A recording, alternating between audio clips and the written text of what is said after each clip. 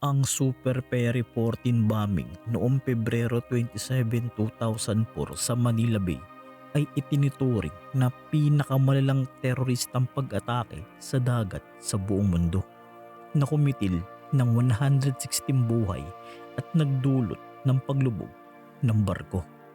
Ang Abu Sayyaf Group ang responsable gamit ang bombang itinago sa loob ng isang telebisyon.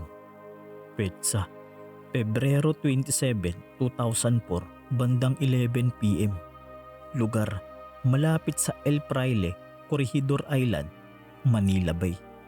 Barko, MV Super Ferry 14, isang 10,192 toneladang Ropax ferry na may sakay na 899 pasahero at crew.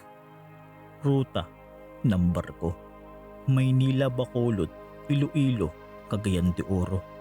Pag-atake, isang 3 kilong TNT bomb na nakatago sa loob ng TV set sa Bank 51B itinanim ni Redondo Caindilosa, miyembro ng Ra-Sulaiman Movement na kaalyado ng Abu Sayyaf.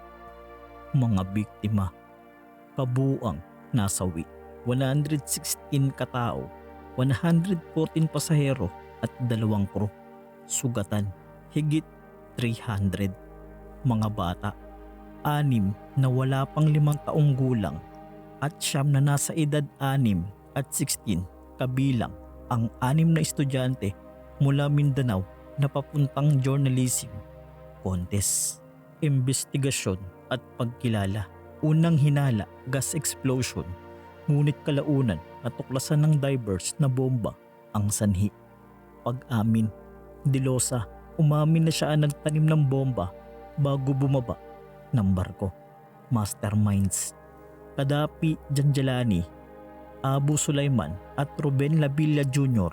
lahat konektado sa Abu Sayyaf.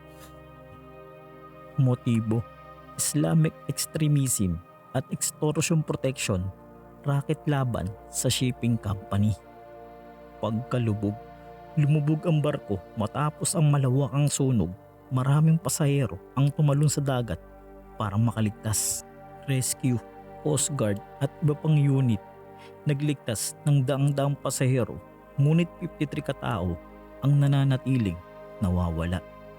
Pahayag ng gobyerno noong October 11, 2004, opisyal na kinilala ni Pangulong Gloria Macapagal Arroyo na bomba ang sanhi ng pagsabog. Global impact, kinilala bilang world's deadliest terrorist attack at sea, nagdulot ng mas mahigpit na seguridad sa maritime transport.